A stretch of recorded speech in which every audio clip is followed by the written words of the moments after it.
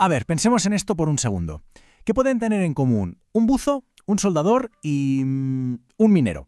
Pues a simple vista parece que nada, ¿verdad? Son mundos completamente distintos. Pero hay algo que los une, y es algo oficial, legal. Resulta que todos sus trabajos están clasificados como de especial peligrosidad. Y aquí hablamos de cosas muy serias, desde manejar explosivos o trabajar bajo el agua, hasta lidiar con alta tensión o, claro, las operaciones mineras. Y esta clasificación, precisamente, nos abre la puerta al tema de hoy. Vamos a meternos de lleno a desgranar qué es eso de los riesgos especiales.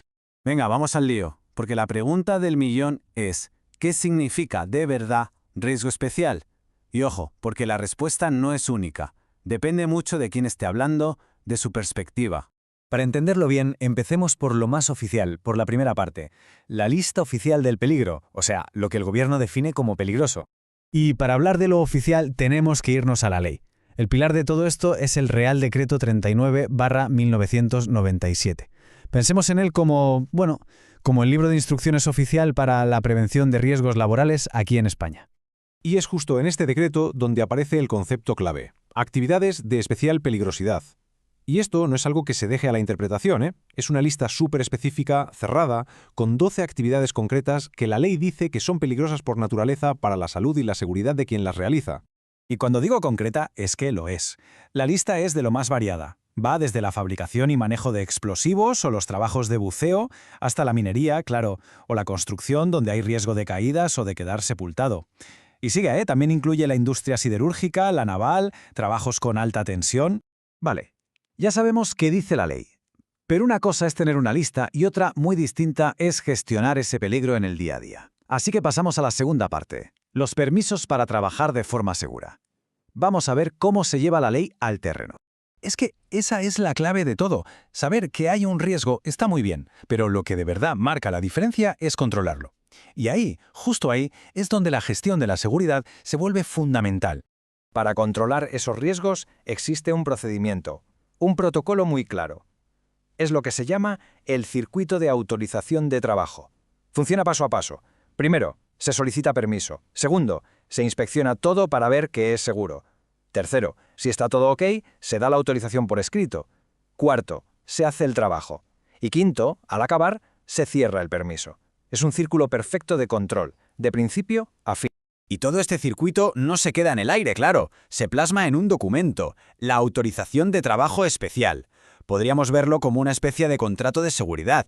Es un checklist y un acuerdo a la vez, que básicamente certifica que se han mirado todas las precauciones antes de empezar. Muy bien, hasta ahora hemos hablado de riesgos ligados a lo que la gente hace. Pero, ¿y si el riesgo no está en la actividad sino en el propio lugar? Vamos a cambiar el chip en esta tercera parte y a ver qué pasa cuando el foco se desplaza de las actividades a los activos. La pregunta es obvia, entonces. ¿Un riesgo especial tiene que ver siempre con la tarea de un trabajador? Pues no, rotundamente no. Si hablamos con un ingeniero de protección contra incendios, por ejemplo, la cosa cambia por completo. Para ellos, un riesgo especial no tiene tanto que ver con la persona, sino con proteger el lugar en sí. ¿Por qué? Pues porque o es muy valioso o contiene materiales muy peligrosos.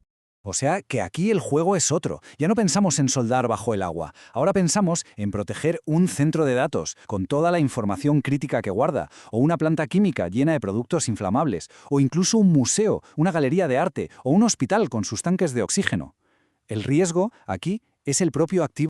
El contraste es brutal si lo pensamos. Por un lado, la ley, la prevención de riesgos laborales, se enfoca en la acción del trabajador para proteger a la persona.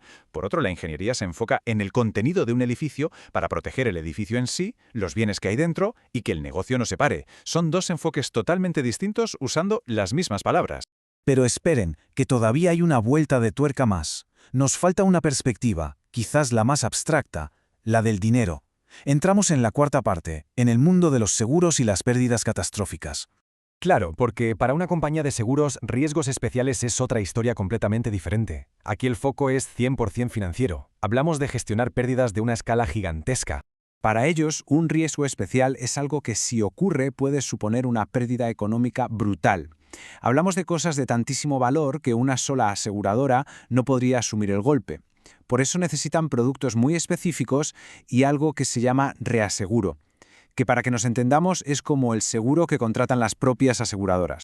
¿Y de qué estamos hablando? Pues de asegurar el casco de un barco enorme, o de un avión, o de cubrir el riesgo de un incendio en una gran factoría, o, como decíamos, de tener un reaseguro para eventos que son una verdadera catástrofe. La clave aquí es proteger el valor económico de activos que son, bueno, gigantes. Y aquí cerramos el círculo de comparaciones. La seguridad y la ingeniería buscan prevenir el daño físico con protocolos, con sistemas antiincendios. El seguro, en cambio, busca mitigar el tortazo financiero, usando herramientas como pólizas y contratos de reaseguro. Prevención física frente a protección económica. Bueno, hemos recorrido 3 mundos, 3 formas de ver lo mismo. Vamos a juntar todas las piezas del puzzle en esta parte final para tener la foto completa, para ver las distintas caras del riesgo. Al final, la idea principal es esta. Tenemos un solo término, riesgo especial, pero se mira desde al menos 4 puntos de vista. Para el legislador es una lista cerrada de trabajos peligrosos. Para el jefe de seguridad es un permiso que hay que gestionar día a día. Para el ingeniero es un reto, cómo proteger un lugar valioso o peligroso. Y para el asegurador es una categoría financiera para cosas de un valor inmenso. Así que, la próxima vez que oigamos hablar de un riesgo especial, la pregunta clave que hay que hacerse no es qué es, sino desde dónde lo estás mirando. Porque entender la perspectiva de quien habla es lo que nos va a permitir entender de verdad de qué riesgo estamos hablando.